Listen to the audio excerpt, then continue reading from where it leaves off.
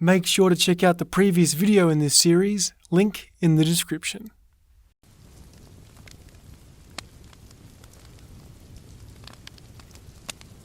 From the cave's entrance, the Nadubi could make out the warm glow of Juniper's flames. Had she not expected to find her, she thought they could have been mistaken for a campfire. What a human idea. A campfire. Those creatures were so fascinating in their limitations. The Nadubi made no sound as she went further in. Her bare feet so silent, you could be forgiven for thinking she glided. Juniper sat with her back to her. The lifeless body of her last mate cradled in her lap. She caressed his face and sang to him. The Nadubi hardly noticed that she relaxed as she got closer. The rain outside now sounding so distant as she was swaddled in Juniper's warmth. I'm surprised to find you here, of all places. The Nadubi announced herself, an old power play of sorts, designed to throw the unwitting party off balance. But Juniper didn't jolt. Hell, she didn't even squeak. She just stared at the dead man in her lap and quietly finished her song. Should I be somewhere else? Juniper replied finally. The Nadubi looked to the dead man's bloodied face. If she had to guess, he had beaten himself to death with some sort of rock. Perhaps not at the scene of your crime. Juniper winced. You don't understand anything. Sure I don't. Juniper kissed the man's head and turned to face the Nadubi, the warrior's bare red skin looking more burgundy in her firelight. Why are you here? Is there a good reason, or did you just wake up feeling petty today? The Nadubi toyed with the idea of getting the last word. But Juniper, even for the aberration that she was right about one thing. It would have been petty. She felt the weight of the stone dagger strapped to her thigh. It was more than just an urge to try and take Juniper's head. But she had to grunt and remind herself that it wouldn't be possible. There's a group of humans that have set up camp nearby. Juniper looked to the dead man. So, I'm not hurting anyone. The Nadubi followed her gaze. We both know you will. Juniper furrowed her brow. So why are you here then? Shouldn't you be down at the campsite doing your job? The Nadubi averted her eyes. In her head, she hadn't expected this to be a discussion. I don't want to anymore. Don't want to? Juniper asked. You know the rules. Who did this temptress think that she was? Talking to her about rules. Well, times have changed ever since the Nadubi faded, catching herself for letting her anger get the best of her. The Mokoi. Ever since the Mokoi, Juniper finished.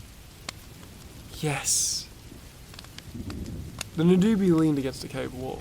We can't very well warn the humans anymore if they can't even see us. It's just turned into slaughter.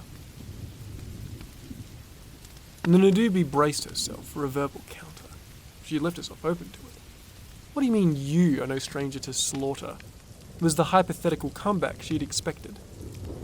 But Juniper just said, so why don't you kill him instead? The Mokoi? Juniper's silence was deafening. The Bunyip. The Nadubi caught her train of thought. The wind howled outside, as the storm got worse. The rain sounded like an avalanche. We tried. How many Nadubi took part in the attack? The Nadubi's voice cracked. All of us. Juniper faced her, her sun-like eyes understanding. And how many came back? The Nadubi squeezed her eyes shut and pinched the bridge of her nose. It's unsightly for a warrior to tear up. Sometimes empty phrases like, "I'm sorry," or "I understand," just aren't enough. So Juniper's silence was the closest thing to a condolence that she could give. So will you leave or not? The Nadubi got back on point. Juniper held the corpse just a little tighter. Fine, the Nadubi spat. She plucked a needle-like spine from her satchel and went to leave. You know, you don't have to do this anymore, Juniper called after her. It's over. You can't keep holding to the old way now that Kiamprati has destroyed it. You can leave. Forge a new path. Even allow yourself to have a name. The Nadubi stopped. The ancient warrior choking back tears. Her sisters. All her sisters. I don't need advice from a temptress. She went out into the storm. And by the time it had cleared, the campfire would be out. The men, women, and children would all be dead. Because the Nadubi have one rule, even if now humans are incapable of knowing it.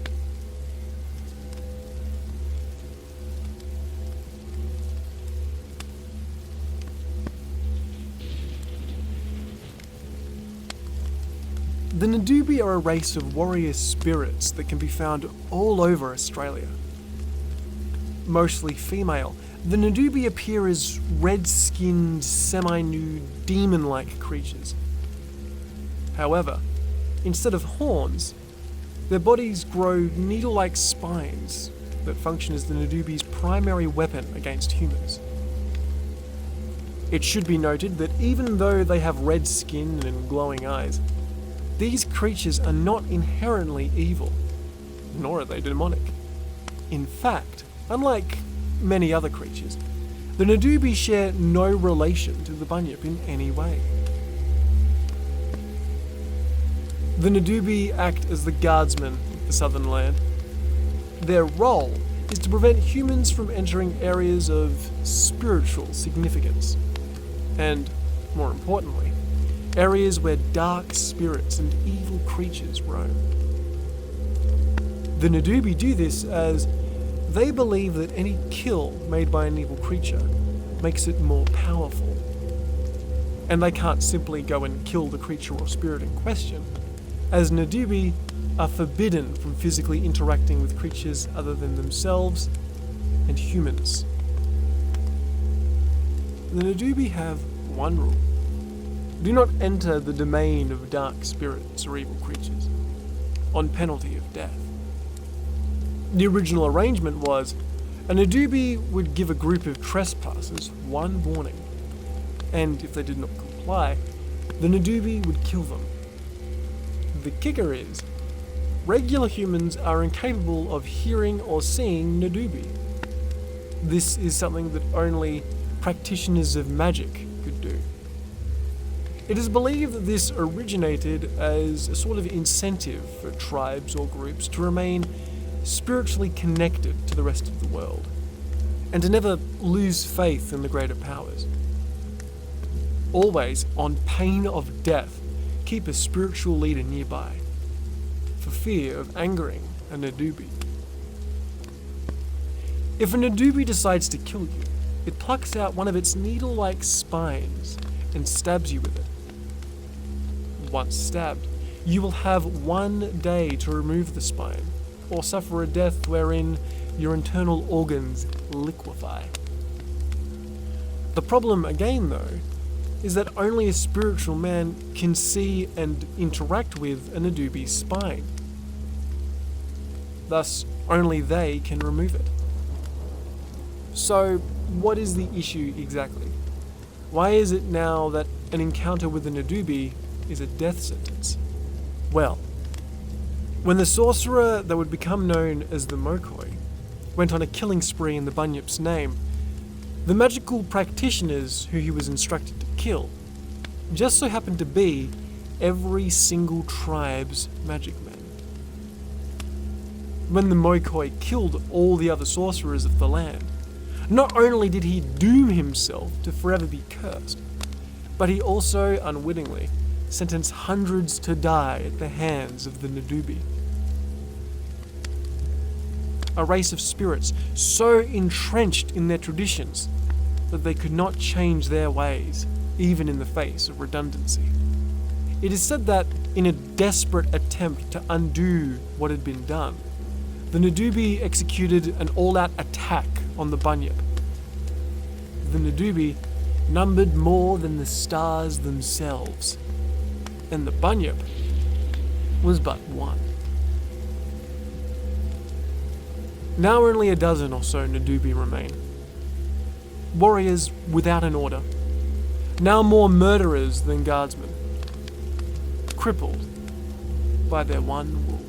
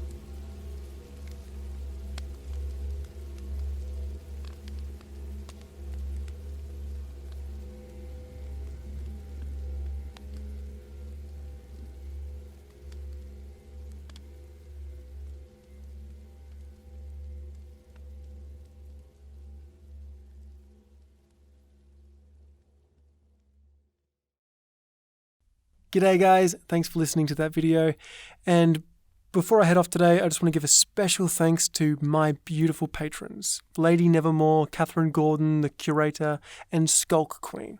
If you see them in the comment section, please say g'day.